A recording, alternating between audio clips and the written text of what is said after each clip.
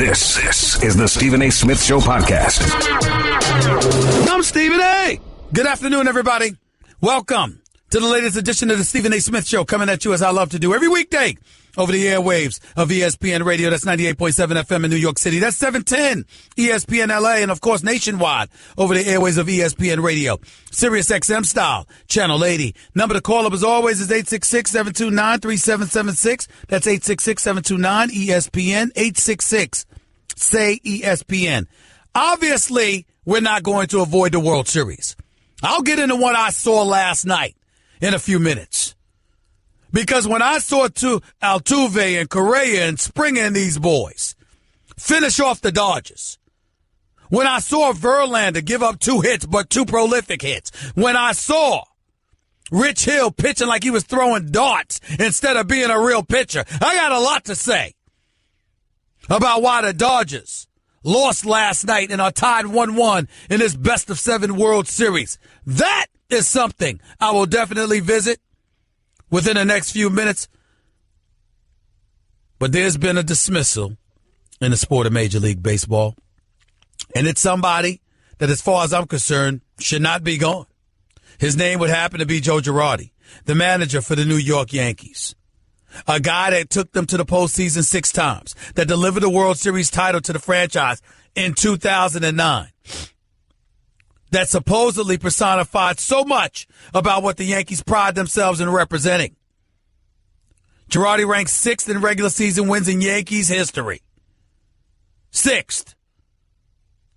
This is the guy that guided them to a title in 2009. This is the guy that helped them capture 3 World Series championships as a player. This is the guy that served at the helm as manager of the New York Yankees for the last 10 years. Finishing 910 and 710. That's his managerial record since 2008. 10 seasons. The 53-year-old Joe Girardi gone as Yankees manager. And he's gone because Brian Cashman, the general manager for the New York Yankees, recommended to Yankees brass that he be gone. Here's why I don't like this. Look, the players are young. It's a new generation.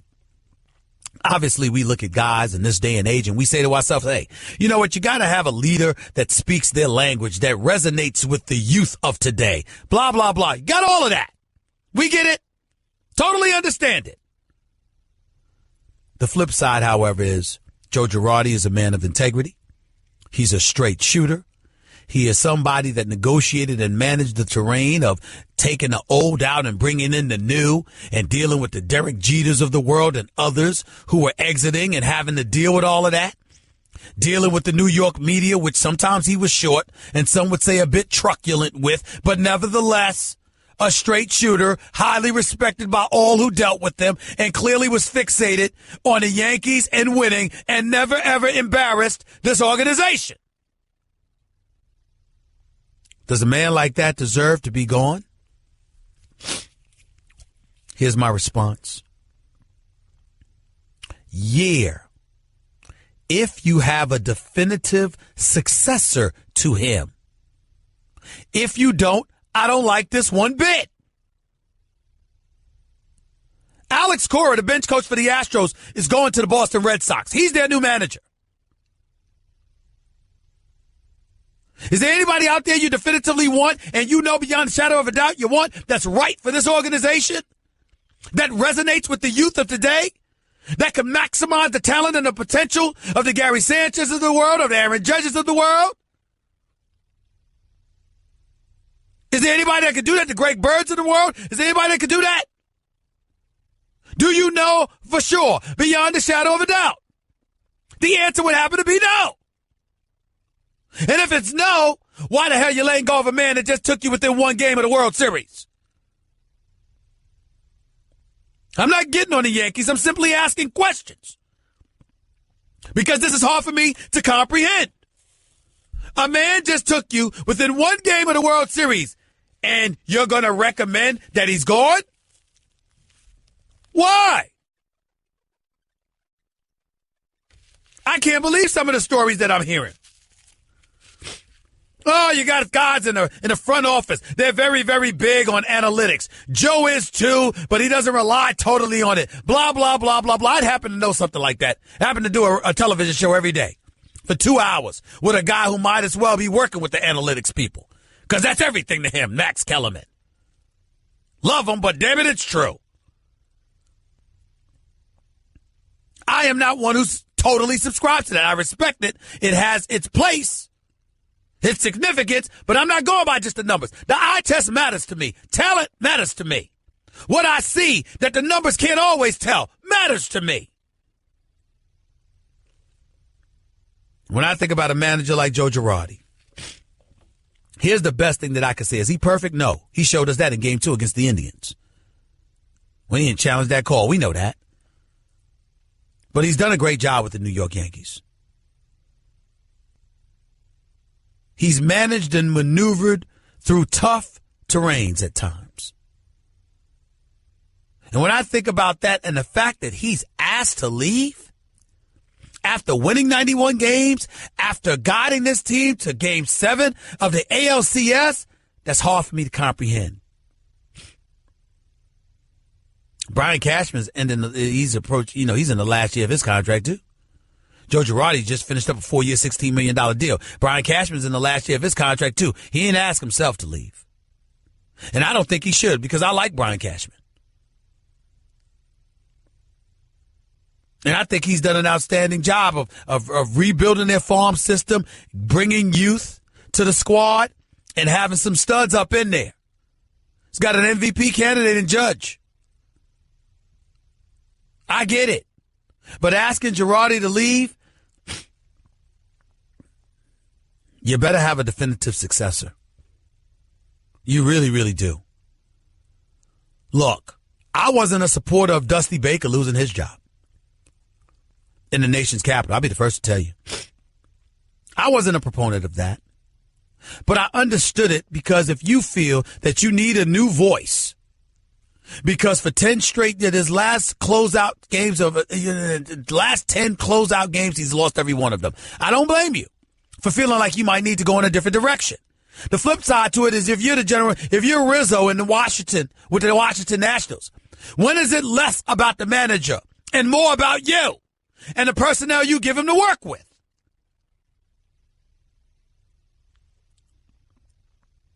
These are legitimate questions. And I think right now, when we look at the personnel that Joe Girardi was given in New York, and we see what he did with them, it seems to me that if he's gone, it's a little bit personal. It's not about the job he's done or hasn't done. It's about, are we all getting along? And that's the kind of stuff I detest. It happens all over corporate America. It happens at ESPN. It happens at Fox and other networks. It happens at newspapers. It happens in accounting firms. It happens to law firms. It happens everywhere. Where the people who produce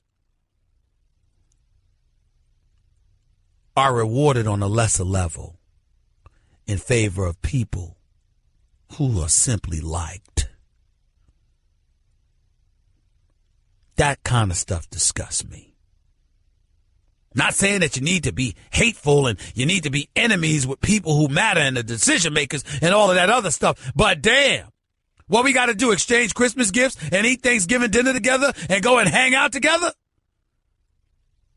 Business is business. And I get the sense that's not what happened here with Joe Girardi. 866-729-ESPN. That's 866-SAY-ESPN. With that being said, he's gone. I got a choice for who I think the new manager for the New York Yankees should be. And I promise y'all, when I say who it is, you're going to think I'm nuts.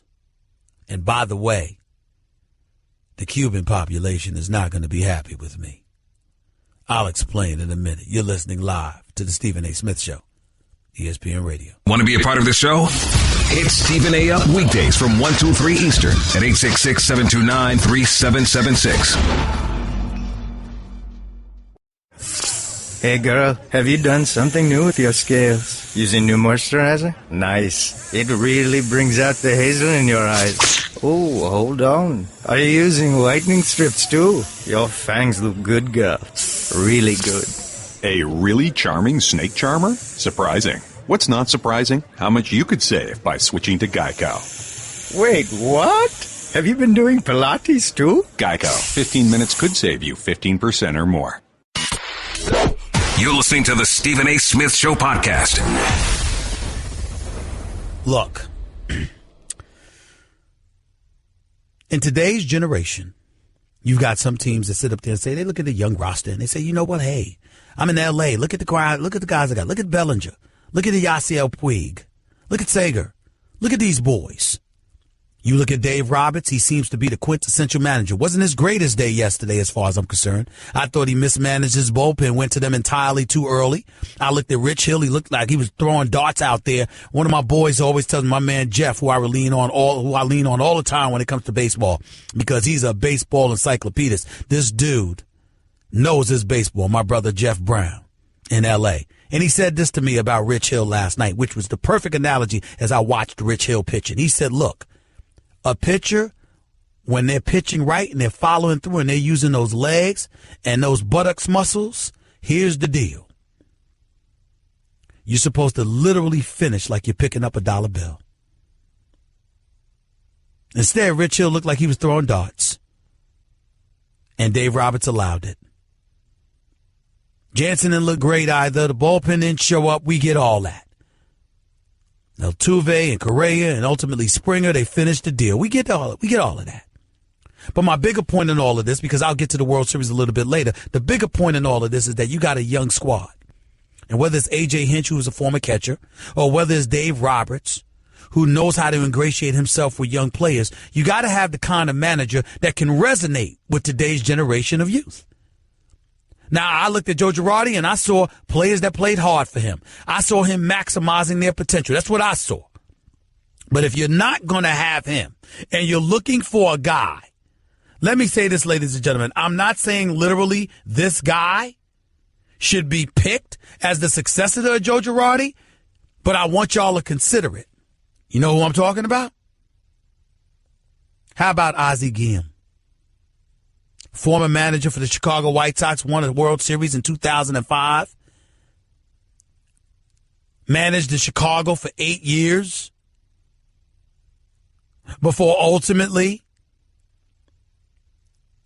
losing his job. And if you remember, we all know why he lost his job. He initially got suspended for 5 games. Finished off that season, won like 68 or 69 games in Miami, but they had to get rid of him. He did an interview with a magazine back in 2012, April of 2012, the article came out. And we all know what happened. Ozzie Guillen got in trouble because he talked about how he respected Fidel Castro, the former dictator in Cuba. And they got him into a bunch of hot water. For those of you that may not recognize it, in Miami, 34% of their population is Cuban. You can't say something like that. It's the most ridiculous thing that ever came out of his mouth. No question about it. Cannot be excused, cannot be defended.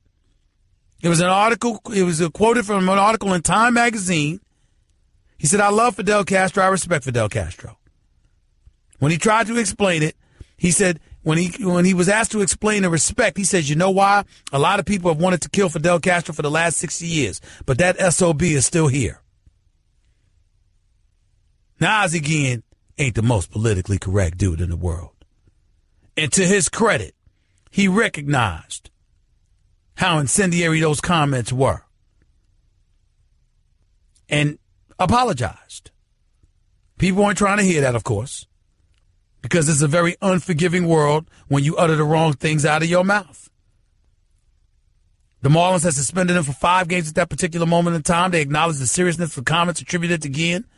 The pain and suffering caused by Fidel Castro cannot be minimized, especially in a community filled with victims of the dictator. Guillen himself said, I feel like I betrayed my Latin community. I'm here to say I am sorry with my heart in my hands, and I want to say I'm sorry to all those people who are hurt directly or indirectly. I'm sorry for what I said and for putting people in a position they don't need to be in. And for all the Cuban families, I'm sorry. I hope that when I get out of here, they will understand who Ozzie Guillen is, how I feel for them, and how I feel about the Fidel Castro dictatorship. I'm here to face you person to person. It's going to be a very difficult time for me. That's what he said at the time. He's fired at the end of the season. They stunk. But no doubt his comments had something to do with it. It's been 5 years. More than 5 years. And at some point in time, we got to have forgiveness in our hearts. And I'm not saying that definitively Ozzie Guillen should be the manager, because his record in some of those years in Chicago weren't that great before he arrived in Miami. And he may not be the ideal successor to a Joe Girardi. But what I want everybody to think about is a manager out there who has the skill and the ability to ingratiate himself with a younger generation of players, to speak their language. And I'm not talking about being a Latino and speaking that language. I'm talking about being, in terms of your personality, eccentric, charismatic, or otherwise. That stuff appears to matter in this day and age more so than most things others outside of numbers and analytics. And I'm not talking about Ozzie Guillen directly. I'm talking about Ozzie Guillen type. But just in case somebody out there is considering hiring Ozzie Guillen, I'm not saying he wasn't wrong. I'm not saying he didn't make a mistake. I'm saying, where's your compassion? The man hasn't been a manager in more than 5 years. Where's your compassion? Nobody's defending him and saying he's right. We're saying all of us have erred in judgment from time to time. Forgiveness is what makes us special as human beings. Having the ability to have that in our hearts and grant it to another human being. That's all I'm saying. But if you don't want any parts to do with a guy, Ozzie Guillen, that's fine, because he's been gone for a while and who knows what the hell he could do. I'm talking about an Ozzie Guillen type that's got that kind of charisma, that personality, and the ability to communicate to younger players in a language they fully comprehend, respect, and appreciate. If that's what they're telling us didn't exist with Joe Girardi, then what the hell are you telling us? Because I saw no problem with Joe Girardi. I don't think he should be gone. And clearly he wanted to stay, and he was being forced out. I don't think he deserved to be forced out. But if you're going to go in a different direction, where you going? 866-729-ESPN. It's 866-SAY-ESPN. Got to get into the World Series. Got to get into what happened between the Lakers and the Wizards last night. Sabathia and Judge and Sanchez and the boys showed up at the Brooklyn Nets game with LeBron and the Cavaliers in attendance. LeBron not showing up at the free throw line. This is a recurring theme, ladies and gentlemen. Could cost Cleveland a title. Worth mentioning. And you know I will. That plus more on Girardi and the New York Yankees and where they go from here. But not before I talk to my man Darren Woodson. We got some NFL stuff to get into. Stick around. You're listening live to the Stephen A. Smith Show. ESPN Radio. Guess what? You're in the middle of the Stephen A. Smith Show podcast. Damn it, I mean it! Before I get back to the phones, let's transition to a little NFL talk. We've got our resident NFL analyst on the line with yours truly, a champion with the Dallas Cowboys, but he's my buddy. The one and only Darren Woodson is on the line with us. What's going on, big time? How are you, man? Oh, no, I'm doing good. About yourself? I got to admit to you, man, I'm really not excited about Thursday night's matchup, Miami against Baltimore. I don't know what the hell has happened to the Baltimore Ravens this year. We've got the Matt Moore angle in Miami now that he was the starter who became the backup because they got Jay Cutler, but Jay Cutler's hurt with the broken ribs, and now he's back in the lineup. But I really am interested more in the Baltimore Ravens and you explaining to me what the hell is wrong with Joe Flacco. Is it about him or the absence of weapons around him? Absence of weapons around him and an absence of a strong running game. Look, Stephen A., Joe Flacco has been known as being a tough guy. Sit in the pocket, wait for things to open up. He'll take shots and whatnot. But what we're seeing is, I think one of the biggest injuries that happened to them this year was Marshall Yonder. When he went down, he was one of those safety blanket guys for for Joe Flacco. He's not there, and now you're talking about young guys at the wide receiver position, Rashad Perriman, Michael Campanaro. I mean, Mike Wallace, another one. They're not getting enough separation for him to throw into windows, for one. And Joe is slow on his release. He's still holding on to the ball. He's not getting the ball off on time. And what you've seen with the Baltimore Ravens in years past, they physically want to dominate you with the running game, and it sets up the passing game. Well, what's happening now, the running game is not there. The play-action pass game is not there. Joe's been spectacular with the deep ball over the years.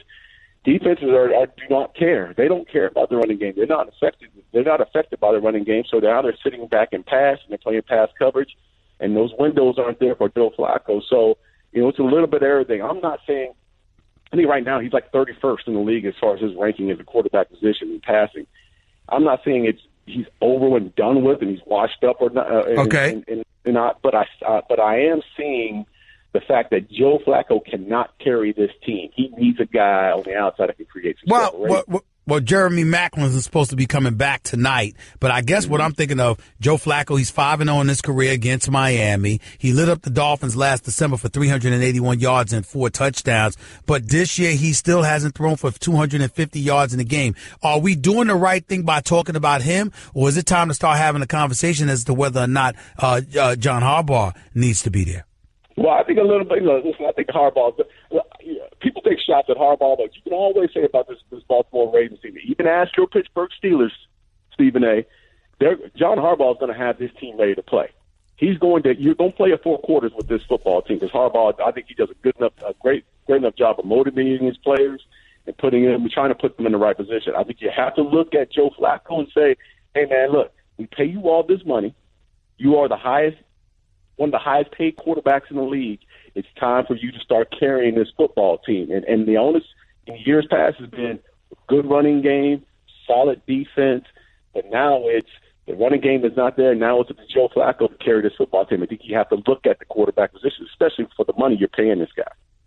Darren Woodson right here with Stephen A. on ESPN Radio. Let's switch to some more macro subjects that have been circulating throughout the NFL. Martavis Bryant for the Pittsburgh Steelers has now been demoted to the scout team. I think it's a bit excessive. I usually don't disagree with my man Mike Tomlin. He's my favorite coach in the entire NFL. I love him to death.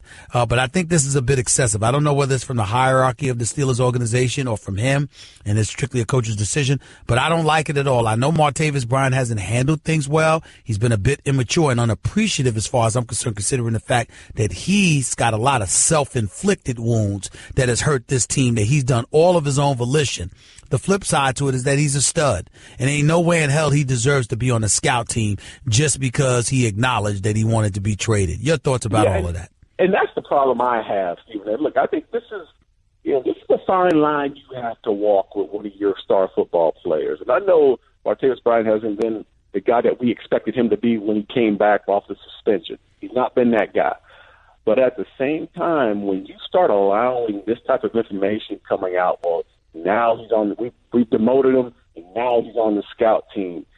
Are you embarrassing the kid now because it's getting outside those doors and saying that now he's on the scout team? I think you have to understand who you're dealing with, and we're dealing with Martavis Bryant. And you just said it. You said it. He's been immature in years past. He's been immature in a lot of ways, especially posting that post that he had on Juju Schuster saying that he was a better receiver than that. I mean, those are things that are very immature on his part. But you can't let those conversations get outside the doors or those locker rooms, especially when you demote a guy and put in now he's running scout team. No one needs to know that he's running scout team. No one needs to know what the punishment has been outside those doors. They need to handle that the right way. And this team has been dysfunctional. As much as I like Mike Tomlin, this team has been dysfunctional from the top, from Ben Roethlisberger making his comments about, "Oh, I'm going to retire." No, I'm not. Well, I'm not playing good. Maybe it's time for me to retire. And he's had those issues. Antonio Bryant recording, the deal on Facebook Live last year after a win.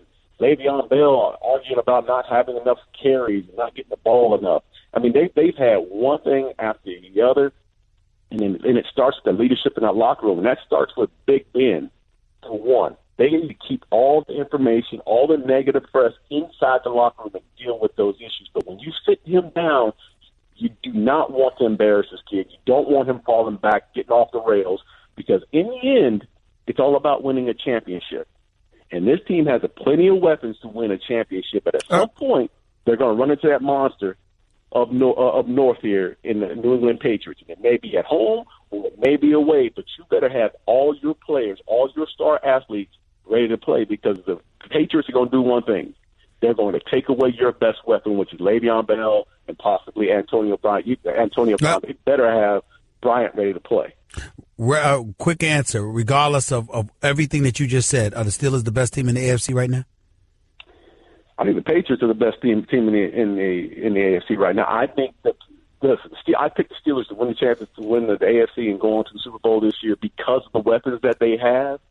But we're still talking a lot about dysfunction when we talk about Steelers. I still think if you're talking top to bottom of a team that's ready to play week in and week out, they may have their ups and downs, they may have their deficiencies, but the defending Super Bowl champs are still my favorite to win the AFC.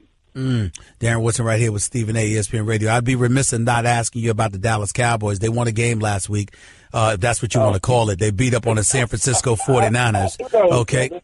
0-6 or whatever it is. Let me ask you this question. So much has been made about Ezekiel Elliott. You got the inside with the Dallas Cowboys. You know them well. How much of a distraction would you say he has been? And how much of a distraction do you think his situation will be with this whole domestic violence stuff, and he's suspended and not suspended, and the list goes on and on? How much of a distraction do you think that will be moving forward? I think the Cowboys have handled it extremely well, knowing the circumstances, knowing that at any time he can be pulled off the field and suspended. I think they've moved on as business as usual and continue to play. Listen, I think the concern that I have is Ezekiel Elliott himself. If you walk into that locker room, Stephen A., do you know the most gregarious, most enlightened guy on that football team, the guy who brings all the fun to the organization, is Zeke Elliott. And everyone knows that. We're not seeing that personality in the locker room anymore. We're not seeing that guy who's just happy all the time, having a great time. The world is his type of mentality. I think that's the concern that I have, because you're seeing the weight and the pressure mount week in and week out of, is he going to be there? Is he not going to be there? And it's directly affecting him as a person. I think for the most part, the other 52 guys in that locker room, they've dealt with it and they've moved on. This team is built to win without Zeke. This team is built with Alfred Morris at the backup, Darren McFadden, Rod Smith coming off the bench as well. They're built to continue moving the ball in the running game. But if something happens with Zeke and he ends up getting suspended, you can't tell me the identity of this offense is not going to be hurt. They're going to be hurt because that guy. And you can't tell me, even with everything aligned right now, you gotta admit the Eagles look a hell of a lot better than your Cowboys. Man. Listen, I look at that in a heartbeat. And look, I think everyone's playing for second in the NFC East right now because of what the Eagles can bring to the table. But at the same time now, the Eagles have to play a full 16 games. And we know what happened to them last question. Last question to you, Darren. Who you taking at quarterback, Carson Wentz or Dak Prescott, if you were a GM? Right now. That's a good one. Come on, man. Suck it up. Answer the question. Look, I don't know if there's anyone playing better football than Carson Wentz right now. Okay. All right. I just don't know if there's. I haven't seen it. And when your boy number 12 in Green Bay was playing, look, hey, he's a monster. But right now, Carson Wentz is probably playing better football than any quarterback in the league right now. There's hope for you after all. Darren Woodson, appreciate you, bro. No problem. There's hope for you after all. The one and only Darren Woodson. Give Stephen A. piece of your mind. He is sorry. Call him weekdays from 1 till 3 Eastern. I mean, just trash. At 866-729-3776. Guess what? You're in the middle of the Stephen A. Smith Show podcast. Damn it, I mean it. To the phones we go. Right here on the Stephen A. Smith Show, ESPN Radio. Let's go to William in Jersey. You're live with Stephen A. What's up, Will? All right, how you doing, Stephen A? I just wanted to talk about Joe Girardi. That was I think the Yankees are dead wrong, first of all, for getting rid of him, because I thought the bottom line was about winning. And he took them to one game from the World Series with that talent. And you can't blame him for their hitting on the road, because Judge and Sanchez had, I don't know, 40 strikeouts combined about in the that. playoffs. About that. Yeah, about that. About and that. they're trying to say, and then letting him go because they think they're going to try to relive the 90s dynasty. Sometimes that backfires, how they did Buck Showalter, letting him go for Joe Torre. That works. That don't mean it's going to work every time. And I believe what you said. I don't think they have a plan ready. They don't have a plan for a successor. And if they do, I don't think it's going to be the right one. It's going to backfire on them. I'm not going to disrespect Brian Cashman and say that he doesn't have a plan, because he usually does. The guy is something special. As a general manager, as far as I'm concerned, I think that he's done the job. I think that as long as he's at the helm, there's a level of confidence I have in the New York Yankees. I just disagree with forcing Joe out. Now, if Joe Girardi wanted to leave, that's different, but that's not what happened here.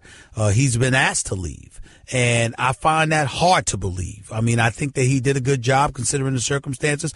Only has one World Series title, but still in all, got them to the postseason 6 times. Clearly, the core 4 and the rest of the crew were transitioning out, if not had already departed. And so he had to transition in a new era, and sometimes that takes time. And I think that in that regard, he deserves a boatload of credit for that. Listen, Joe Girardi, if I'm sick right now, I'm the New York Mets. Because you got this kid, this man, I shouldn't call him a kid, but this man, Mickey Callaway, wouldn't it have been great if Joe Girardi was managing the New York Mets? If I'm Derek Jeter, do I consider bringing him to Miami? If I'm the Washington Nationals, I'm on the phone with Joe Girardi already. I'm on the phone with Bryce Harper and Zimmerman and those crew and Scherzer and those boys. I'm on the phone with Joe Girardi already. Already. That's just me. Appreciate the call, Will. Thank you. Elliot, Jersey, you're live with Stephen A. What's up? Hey, Stephen A. You're live. Huge Go fan ahead. of the show. Thank you. Go ahead, man. I just want to say, I think the Yankees' next manager, a great candidate, could be Mr. Jorge Posada, one of their own, for a few reasons. If you hear me, has he coached anywhere? He has not coached anywhere. I can't give somebody who's never coached anywhere the managerial position for the New York Yankees. I don't care how great he is in Yankees lore. I can't do it. You got to have some experience managing a ball club, particularly when you consider the obligations that come along with it. The scouting department, the executive branch, all of these folks, the coaches on the bench and beyond, pitching coach, hitting coach, etc., strength and conditioning coach. I got to take all that. I got to take into account the obligations that come along with talking to the media and how you handle frustration. Are you going to go Cam Newton on me? You don't like the questions that I'm asking you, so you going to get up and go? I got to worry about that too? I don't need all of that. I got to take into this consideration everything. I really, really do. I cannot give, as much as I love me some Jorge Posada, who, by the way, is doing a phenomenal job helping out the folks in Puerto Rico, after the hurricane ravaged that island, the stuff that he's been doing there, to help out and generate funds and awareness to their cause is nothing short of admirable, but it's nothing surprising because Jorge Posada has always been a great individual. Having said all of that, he has no coaching experience. I can't give him the managerial job right now. I hear you on that I might be jumping the gun, but in the particular situation where you have a guy like Derek Jeter already has the Yankees number 2, Gary Dembo, maybe going after Cashman, I think it will be a huge loss if they lose Posada for the future. So I think it might be time to bring him in now. I think if you're the Yankees, you're feeling good about your future. I think if you're the Yankees, you're feeling good about your future because you got Judge and Sanchez and Gregorius and Frazier and all of these boys. I think if you're the Yankees, you're feeling good about your future. It's that simple to me. Appreciate the call. Joe, you're live with Stephen A. What's up? What's going on, Stephen A. Smith? I got a big problem with these Philadelphia Eagle fans, man. Go ahead. These guys, they don't know how to act, man. They don't know how to act. They're delusional. Stephen A. Now, you say we're delusional. I'm a Cowboy fan. This is Joe. You know what I'm saying? But at the same time, I introduced Joe. Of course, I know it's Joe. Go ahead. No, these guys are acting a fool, man. They don't know how to act. They never been there or what, Stephen A.? Right now, are your Cowboys better than the Eagles? No. But All right, then why are they delusional? Okay, because last year when we're 13-1, everybody was talking all that boo-boo about us. And what happened to you after you went 13-3, not 13-1? Okay, Stephen A. So you're pretty much saying that. Okay, so what's gonna happen? What's gonna happen to the Eagles in the playoffs? Do you really? Now we don't know. Hold on. We don't know what's going to happen to them, but we know what happened to you. Oh, okay. It's like that. Goodbye. Have a nice day. You got a Cowboy fan calling up here complaining that Eagles fans are delusional when the Cowboys fans are historically delusional. Ain't that something? If that ain't the pot calling the kettle, you know what? Give me a break. Stephen A. Smith Show, hour number 2 up next. We'll get into the Lakers and the Wizards last night on Lonzo Ball. More on the World Series and the Dodgers. And then some. Stick around. It's Stephen A. That's just a sample of what you'll hear on the Stephen A. Smith Show. Weekdays at 1 p.m. Eastern on Sirius XM Channel 80 and the ESPN app. This is the Stephen A. Smith Show podcast. I'm Stephen A. You know something? Yes, you are listening live to the Stephen A. Smith Show, nationwide on Sirius XM Channel 80, of course 710 ESPN LA, and of course 98.7 FM in New York City. In New York City, see, we have special guests all the time all over the show, but, in New York City, there's this voice. He resonates. He's on Afternoon Drive, 98.7 FM in New York. But he also happens to be the voice of the New York Yankees. My buddy, my pal, the one and only Michael K. What's going on, man? How are you? How you doing, my friend? Man, we got a lot of stuff to get into, and obviously you're a baseball aficionado. I'm looking forward to talking to you about this World Series because that was a great, great game last night. But the news of the hour is what happens what has happened in the last 3 hours. Joe Girardi being gone as manager of the New York Yankees. Fair or unfair, I got to ask this question because you would know. Did he deserve it?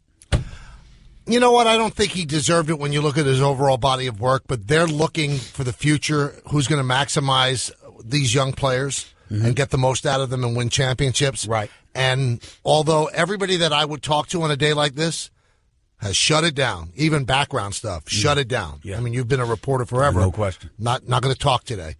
I'm finding out that they felt that he just was not good enough with the players in terms of relationships. And young players in today's world need that. And it's interesting because watching the ALCS and seeing you, like literally the game is on television, and right behind home plate is Michael K. chilling there watching this game, for crying out loud. Right behind home plate is a different subject for another day. I didn't know we could get seats like that. We've got to talk about that in the future, Michael K. But seeing that, you got the feeling, particularly after Joe Girardi's era of not challenging that call in Game 2, and then watching the Yankees coming back. These players rallied for him. They played hard for him.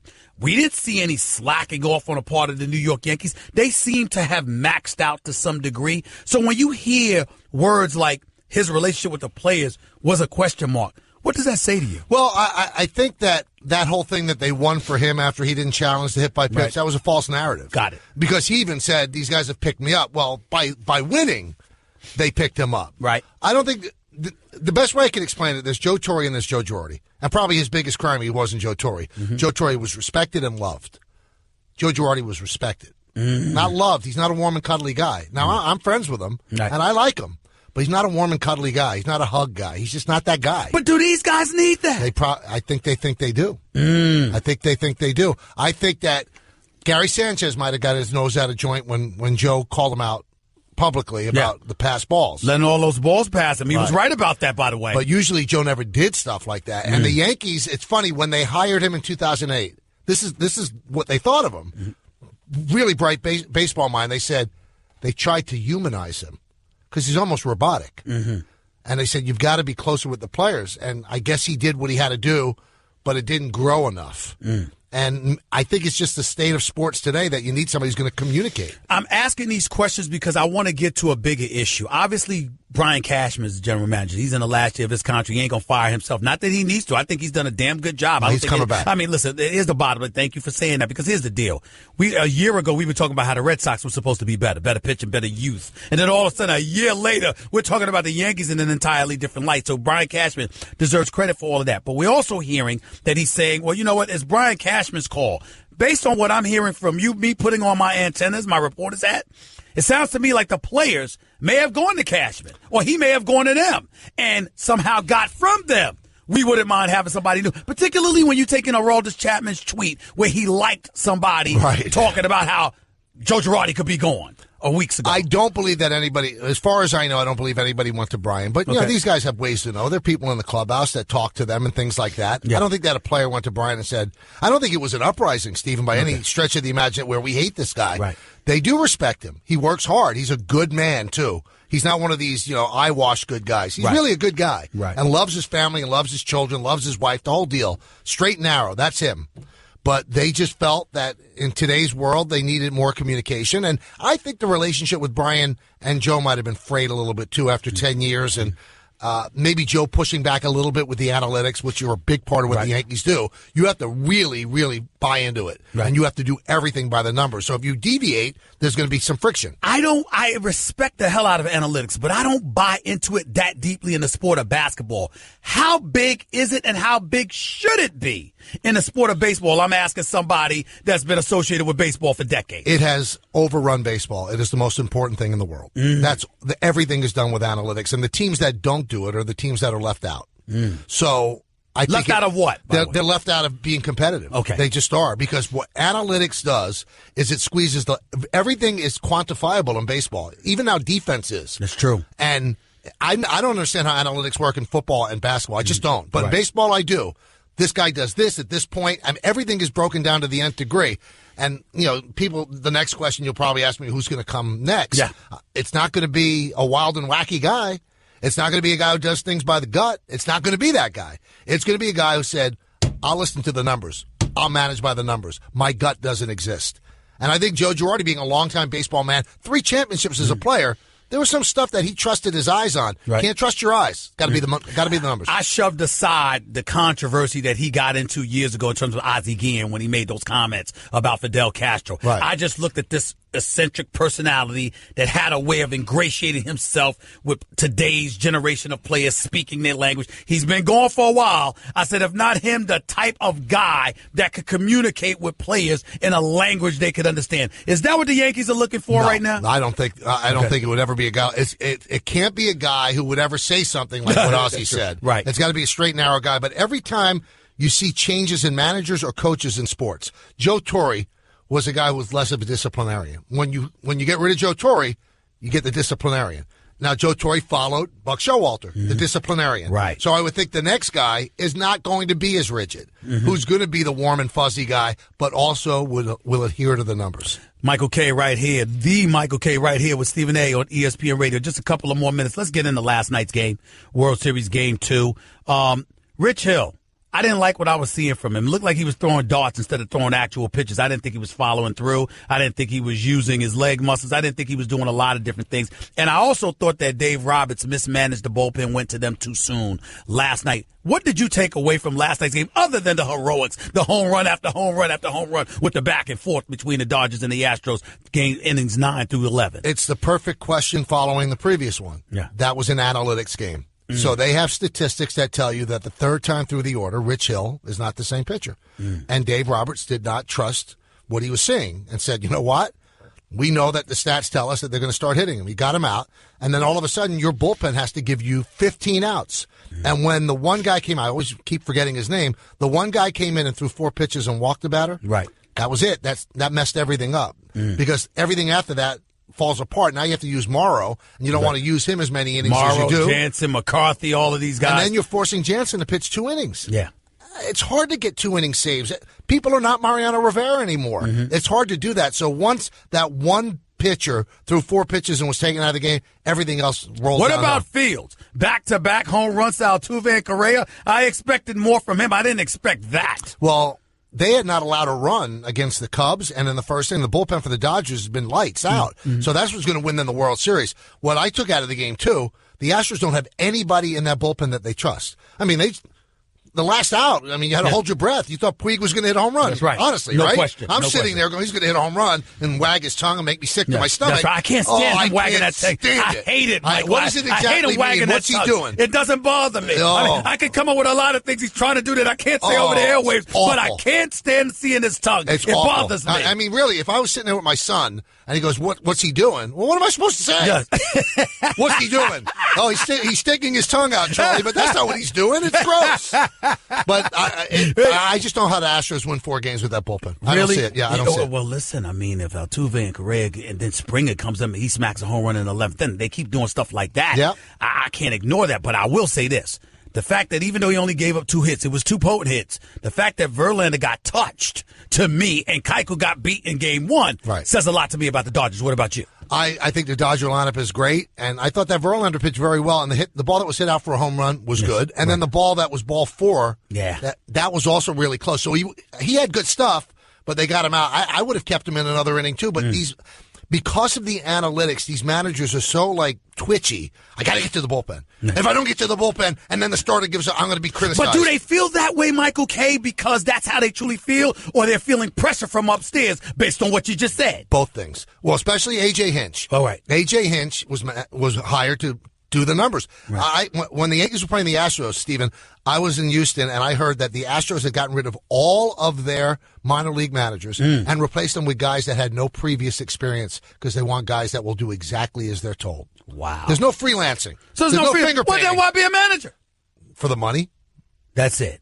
The manage, in other words, don't manage, just do what you're told. You're a middle manager. Right. You're like the dairy manager in a supermarket. You're told what to order and you put it on the shelves. That's what they are. There's no more guys that are going to sit there and do wacky things like Don Zimmer hit and run with the bases loaded. But Michael K., I see what you're saying with Hinch.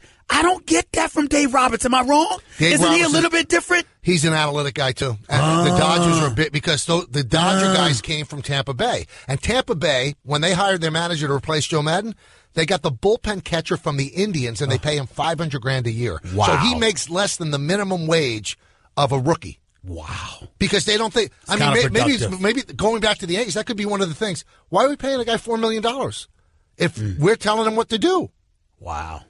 Michael K., appreciate you as always, buddy. You got Thanks it. so much. The one and only Michael K., Afternoon Drive host, 98.7 FM, ESPN Radio, right here with yours truly, Stephen A., on the ESPN Radio, 866-729-ESPN. That's 866-SAY-ESPN. Back with your calls. You heard Michael K. break that down. Not just Girardi, but the World Series. You heard what he had to say. What's your response to that? Plus, I'll get into what happened at the Lakers game last night with Lonzo Ball and John Wall. Stick around. You're listening live to Stephen A. on ESPN Radio. Catch the Stephen A. Smith Show live on 98.7 ESPN New York, ESPN LA 710, and Sirius XM Channel 80. You just can't make this stuff up. Weekdays from 1 to 3 Eastern. Computer, execute 12.4p operation. Optimizing algorithm. Running encryption packet alpha 990. Oh, I don't feel so good. What is it, computer? Is it hot in here? It feels hot in here. I feel a little clammy. I should lie down or something. A computer with a virus? Surprising. What's not surprising? How much you could save by switching to Geico. Those oysters Rockefeller were a mistake. Geico. 15 minutes could save you 15% or more. You're listening to the Stephen A. Smith Show podcast. Back to the phones we go. Stephen A. Smith Show, ESPN Radio. We'll get into the Lakers and the Wizards in a few minutes or so. But let's go back to the phones at 866-729-ESPN. That's 866-SAY-ESPN. Mike, you're live with Stephen A. What's up? Hey, what up, Stephen A? I was calling. I was just wondering why you ain't showing the love for L.A. like you was over the summertime. Why I'm not showing the love for L.A.? Yeah, I feel like you was giving them a lot more love during the off season. Now I feel like we're giving love to who? You say L.A. That's very broad. Who are you talking about? The Lakers. Magic Johnson, the team they got put together. The young talent that we have. I think they're too young. I thought, and not only that, if you remember, I originally thought that they were going to have an opportunity to get Paul George. And then they did that fell through, and then you had Indiana complain to the commissioner's office, and ultimately Magic Johnson and Rob Pelinka and those boys got fined $500,000 as an organization, and all of that stuff happened. Absolutely. But I don't think that's going to affect her on the court. I mean, we got Zoe, I know it's only 4 games, but he's almost averaging the triple-double right now. Let me stop you right now. Then say what you have to say instead of asking me a question. You asked me why I wasn't giving them as much love, and I'm telling you because I thought initially they were in position to acquire Paul George in a trade. That is not happening right now, so I'm left to look at a very, very young team that doesn't know how to win yet. That doesn't mean they don't have promise. It don't mean they can't do some things. It just means that expectations should be minimal.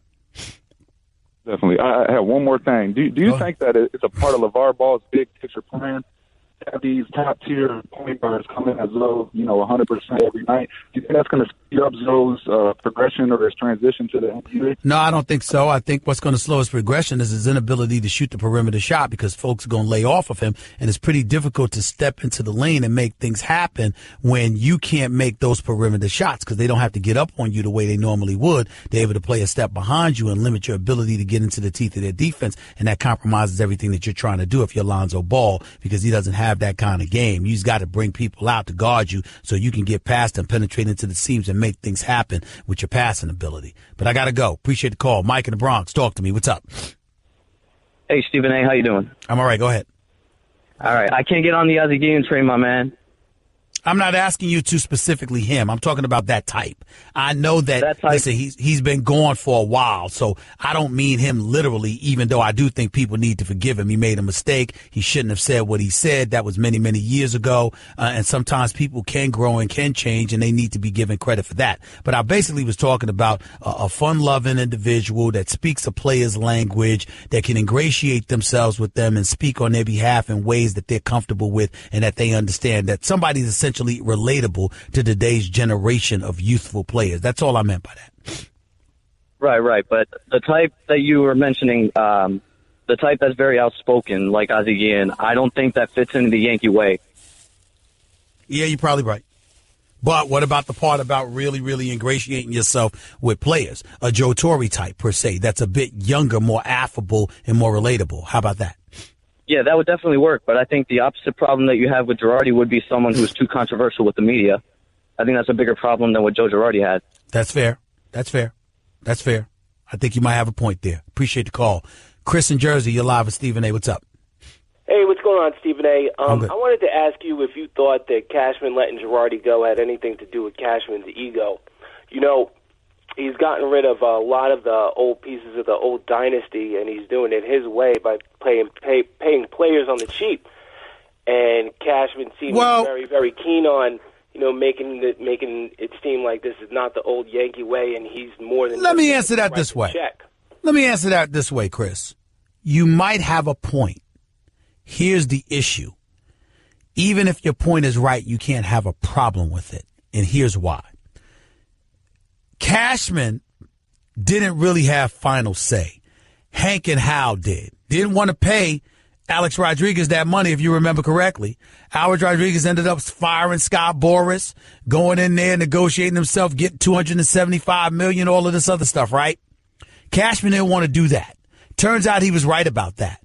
And if you really, really recall and remember what had transpired, take into account the fact that you got a guy in Cashman that served so many years as the general manager, having to operate at the behest of a bunch of individuals who wouldn't let him do his job. They spent money into oblivion. They didn't have any titles to show for it. And as a result, he said, look, everybody around us is getting young. They're building up their farm system. They're preparing for the future. We're ill prepared to do it. Let me do my job. So they turned around and let him do his job. And look what he's done. Forget the fact that they won 91 games. Forget the fact that they gained the same 7 of the ALCS. Look at the youth movement on their squad. Look at an Aaron Judge who's a league MVP candidate. Look at a Gary Sanchez. Look at the Greg Birds of the world. The Gregorius and Fraziers of the world and others aren't that young, but they ain't that old either. Give credit where credit is due and understand that Cashman's done a pretty damn good job. And if his ego was involved in it, maybe that's a good thing, because if he didn't have an ego, he might have let everything stood pat, and the Yankees never would have came within a game of winning the World of getting to the World Series. Have you thought about that, Chris? No, that's very true, Stephen A. I do appreciate my Cashman. No problem. Take it easy, man. Thanks a lot. Let's go to Aaron in Oxnard. You're live with Stephen A. What's up?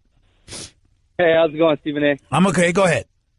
Do you think, I know Rich Hill wasn't pitching that good through 4, so they put in Maeda. Do you think that Maeda should have gone 5, 6, and 7, and Morrow 8, and Jansen 9? Possibly. The key thing is you don't want Jansen needing to get 6 outs. You want to bring him in to get 3.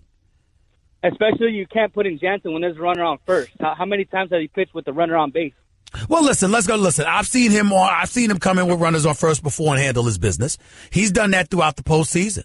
So I can't, he did it against Arizona. He's done it against the Cubs. So I can't knock Dave Roberts for trying it against the Astros. What I would tell you, however, is that before you get to Jansen, you've got to have some confidence in somebody. Somebody. And that's not what the Dodgers displayed last night. Morrow was a starting pitcher before, so I think he was capable to go more than 1 inning. And Probably right. Could have finished that. You're probably right. I just thought that last night wasn't a good managerial display by Dave Roberts. I thought he went to the bullpen too soon. I thought he didn't manage things. I thought that, you got to eye how Rich Hill is pitching, and you got to know better. You got to see what he's doing out there. He ain't using his legs, using his arms, just throwing like he's throwing darts or something like that. Didn't seem formidable at all. And then you heard Michael Kay break it down and talk about how the analytics shows that if you see him for a second or third time, it's problematic for him because he usually doesn't have the same stuff. He's fresh when he's been rested, but when he comes back, he's usually not the same guy. Yep, and especially using Stripling for 4 pitches and taking him out like that. Well, he messed things up because he walked the batter. Once he walked the batter, he disrupted everything. And that's what happened. You might have needed to leave him in longer, but the flip side is that if he couldn't come in and do the job that you needed him to do with one batter, what level of faith are you going to have in him to do it with another? You could have left in Tony Watson and just used Stripling for later just in case that happens. Are you sure that would have worked? I'm just saying there's nothing wrong. There's nothing wrong with taking a chance in Game 2. If you're up 1-0 and taking a chance in Game 2, there's nothing wrong with it. This is a Game 6 or 7, it's a different ball game.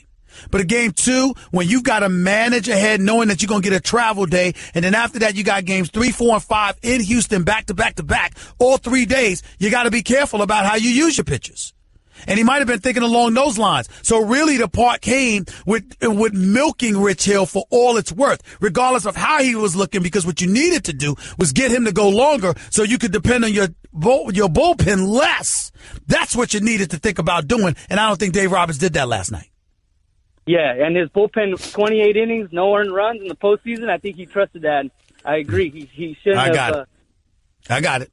I appreciate the call, man. Thank you so much. 866-SAY-ESPN, 866-729-3776. More to Stephen A. Smith Show on ESPN Radio in a minute. Remember, I got to get into the Lakers and the Wizards and what I saw last night with Lonzo Ball versus John Wall. Stick around. I'll give you my take in a minute. Don't touch that dial. This is Stephen A. Smith Show, ESPN Radio. Guess what? You're in the middle of the Stephen A. Smith Show podcast. Damn it, I mean it! 33 minutes past hour number 2 back in the Stephen A. Smith Show. ESPN Radio. Before I get back to the calls, I got to say something about what happened last night at the Staples Center in Los Angeles, California. Lonzo Ball ended up with about 10 assists, about 6 points. When John Wall was guarding him, he didn't have a point nor an assist. LeVar Ball running his mouth about his son and whatever. Lakers won the game. Look, some people get on LeVar Ball a little bit too heavily. I find him obnoxious and crazy and ridiculous most of the time. Just ridiculous. But I actually like the man. Would I do things the way that he does as a father? No. Would I put that kind of pressure on my son? No. Would I lay low and be a little bit quiet? Yes, I would. But I would never attack him as a man or as a father because of how loquacious and obnoxious as he can be, particularly when, for the most part, it's fun-loving. Obviously, the man done a hell of a job because Lonzo Ball is a good kid. And we've seen nothing from him that gives us any other kind of indication whatsoever. As a basketball player, his shot is ugly. But at least in college, it went in. And against the Phoenix Suns, it certainly went in when he almost recorded a triple-double. To me, everybody focusing on the wrong story. It ain't about Lonzo Ball. It's about John Wall. Now, I've watched this kid, John Wall, for many years. And I'm here to tell y'all something right now. I'm a fan. John Wall, the former number 1 overall pick out of Kentucky in the 2010 NBA draft, is a special ball player. This brother right here is one of the best two-way guards in the entire world. Because just as quick as he would drop 23 a night on you with 10 assists like he did last year, this is the same dude that's averaged at least 10 assists per game the last 3 years. John Wall's a star, deserving of every penny that he has gotten. But in the same breath, we gonna put a stop to all of this nonsense and all of this talking by all of these people that don't have anything to say when you're going up against LeBron James. I don't want to hear a single damn word from anybody in the Eastern Conference again. And that includes John Wall, unless y'all aiming for LeBron James. No mercy to Lonzo Ball. That's what you said you were going to show. Well, why the hell y'all lose to the Lakers then? And props to Brandon Ingram, who I thought had a lot of nerves opening his mouth about the Wizards and John Wall and how they weren't going to let anything happen to Lonzo. And Brandon Ingram went out there and played a decent basketball game last night. So did Larry Nance Jr. So did Kuzma. And the Lakers won. You're the Washington Wizards, supposedly the second best team in the Eastern Conference, now that Gordon Hayward is out for the year after that nasty, ugly opening night injury in Cleveland. When y'all gonna do something? When is Ernie Grunfeld's team, Scott Brooks' team, when are they gonna do something? You in the nation's capital. It's Chocolate City.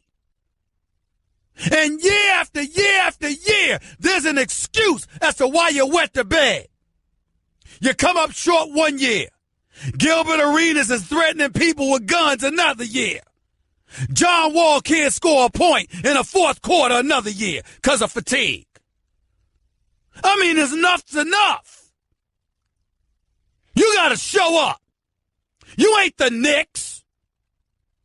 And I don't give a damn about the Brooklyn Nets right now. Maybe I will someday soon, but right now, please. So what you beat Cleveland last night? You still stink.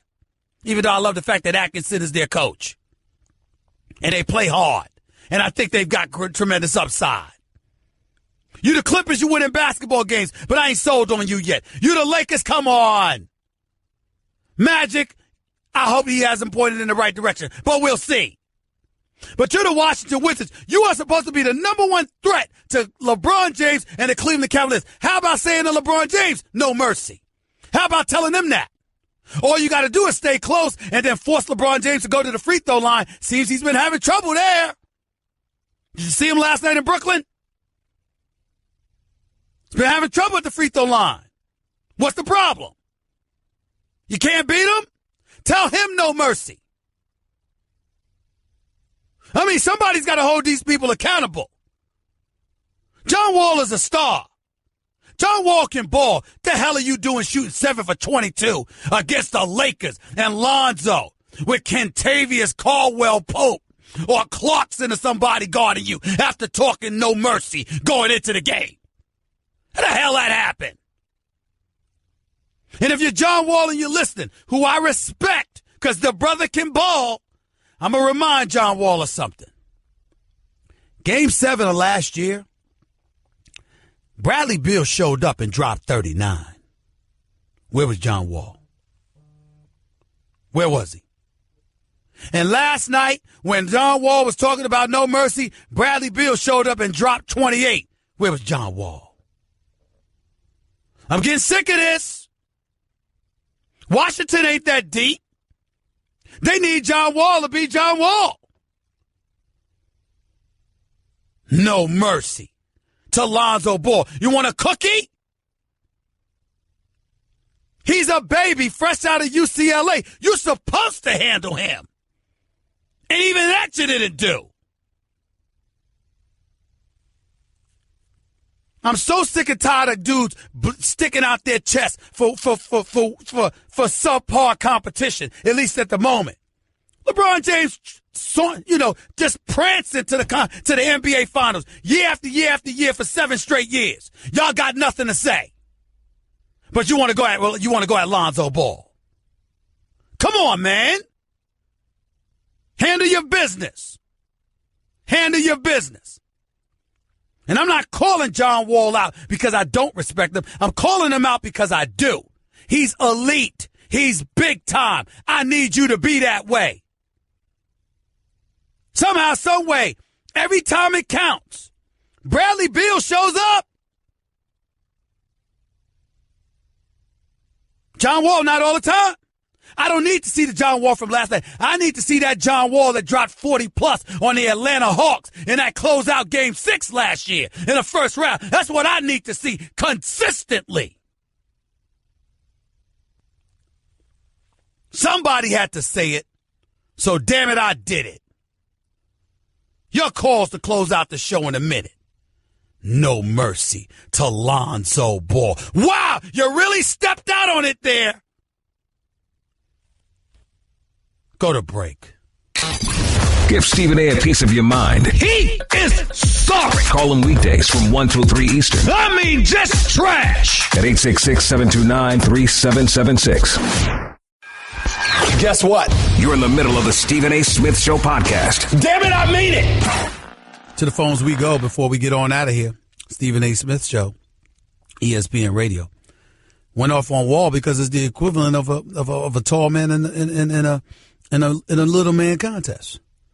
I say little man because I don't know whether the word midget is inappropriate or derogatory or whatever. I don't know.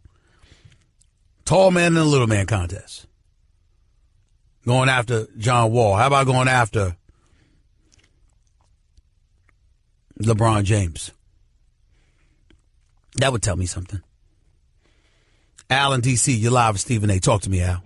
Hey, Stephen A., this is Al, man. We talked about this last year. We're not going for this haphazard play this year. Yes, you 4 games in, you talking about no mercy, and you shoot 7 for 22. There we go. We don't want no 41-41 split and sneak into the playoffs. We about the second best team in the conference. We need to act like it. It's time to put up or shut up, man. Amen. Amen, bro. That's what I'm talking about. Enough's enough, man. This team is good enough to be legitimately the bona fide second best team in the Eastern Conference. Instead of going after Lonzo Ball, why don't you tell us you're going after LeBron James? How about that? That's what I want to see, Al. That's what I want to see. Go ahead, Al. And just kick butt and keep it moving. Just Chocolate City, man, just like you said. Thank you very much. I appreciate the love, man. Thank you. Chris, you're live with Stephen A. Talk to me. Hey, Stephen A. Three quick things on what happened last night. Make it quick, bro, because you be going with a number of things. Just go ahead and make your points real quick. Go ahead. Yes, sir. John Wall needs to play better. 1 for 10 in the fourth in overtime. I still don't believe he has confidence in his jump shot, so he starts pressing. I believe the Wizards are not the second best team in the Eastern Conference. They're still a piece or two away. Their Who's bench better? is not good enough. Hold it. Who's number 2 then? I still believe Boston is better. No, without Without Hayward? Yes, sir. No, I disagree. I disagree. Okay. Okay, well, only time will tell. But last thing I want to say is that nobody mentioned Scott Brooks and all this, Stephen A. I kind of get the of the Scott Brooks. You did about before you went to break. You did, but people don't realize that I kind of get the Thunder mentality from Scott Brooks. You know, when he had Westbrook and KD, it was a my turn, your turn thing with Westbrook and KD. I kind of get that in Washington with Ball and Bill. It's like your turn, my turn. I don't really see any structure, anything like any type of system going. It's like they're just freelancing out there. And then when it came crunch time, you see these guys not taking good shots. Wall gets a shot blocked by Randall. It's just, they're out of sorts and it's a lot of commotion. It's just Scott Brooks needs to be somebody who needs to take that next step, I believe, because he just doesn't get the most out of his players from what I've seen. Going back to OKC. Got you, man. Yeah, you're probably right. We'll see, though. He's the man. He gave him $35 million over 5 years, bro. You know, he ain't going nowhere. Get used to that one. Let's go to Michael in Jersey. You're live with Stephen A. What's up, man? Hi, Stephen. How are you? I'm a big Yankee fan, and I've been a Girardi supporter. I can't believe the man was fired. First year managing with the Marlins, he wins Manager of the Year. Second year in as Yankees, they win a World Series. And if I'm going by what Hal said the other day, right, we look at the whole tenure of contract and his track record, I think his win-to-loss ratio is impeccable. And even when they did make playoffs, they were right there to the end. So I don't understand it, and it upsets me. So, listen, here's the deal. The bottom line is this. You know, we're going to see what happens. They want a younger manager. That's what this comes down to. They want a manager that's more keen and prone to listen to what they have to say because they're all about analytics. That's basically what Michael Kay told us, and he would know. He's the voice of the New York Yankees. Appreciate the call. Let's go to Troy in Pennsylvania real quick. You're live with Stephen A. Go ahead real quick, Troy. Stephen A., how you doing? It's always a pleasure. And first of all, I want to say thank you for what you do. I'd elaborate if I had more time. But I wanted to touch bases on the Martavis Bryant situation. It does seem a little bit out of character, in my opinion, for Tomlin to demote him. But is it possible that there's more that we're not seeing? Because this ungrateful behavior probably warrants that. Well, listen, you could try. Listen, he's definitely ungrateful. He got suspended for the year because he couldn't stay off the weed. But the flip side to it is that I do think it's a bit excessive to put him to the scout team. He's clearly not a scout team player. The brother's big time, and we know this. He ain't Antonio Brown, but he can ball. And to go that extreme, I think is a little bit excessive on the part of the Steelers. It's not like he doesn't have points. Getting targeted 2 times in the game, there's no excuse for that. He's too good for that. Even if you're giving Le'Veon Bell the ball. You know what? You throwing Antonio Brown the ball 11 times or whatever the case may be. Juju Smith-Schuster out of USC is pretty good, but he ain't better than Martavis Bryant. Not yet. And so you would, just like, you know, if Martavis Bryant had to wait his turn, Juju Smith-Schuster should wait his turn. What they're basically trying to say to Martavis Bryant is, we don't trust you. And if you don't trust him, get rid of him. But you don't demote him like that. I think that's a bit excessive, and I think that's a public relations move. I don't like it. I appreciate the call, though, Troy. Thank you. Gary, you're live with Stephen A. Real quick. Go ahead. Hey, Stephen, real quick. I just want to make a point. You know, everybody's talking about Lonzo Ball, but I don't even think that Walton is putting him with lineups that match his skill set. And then it's like, what does Julius Randle have to do to get into the game? I mean, I know they talk about the brothers. They tried to give him away in the offseason. They couldn't give him away for a bag of cookies. I like Julius Randle. He has to become a bit more ambidextrous. Can't always be about using his left hand or going to his left. But for some reason, they're not as high on him as I thought they would be. I don't know the particulars as to why that is. I got to investigate that just a little bit more. But I can tell you they're not high on him. They tried to give him away this all summer long and couldn't do it.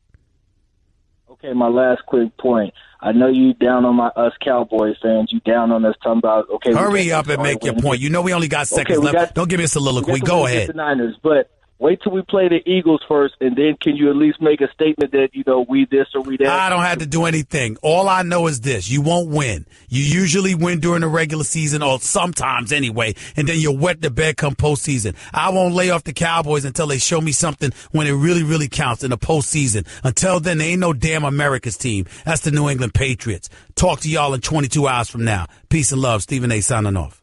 That's just a sample of what you'll hear on the Stephen A. Smith Show.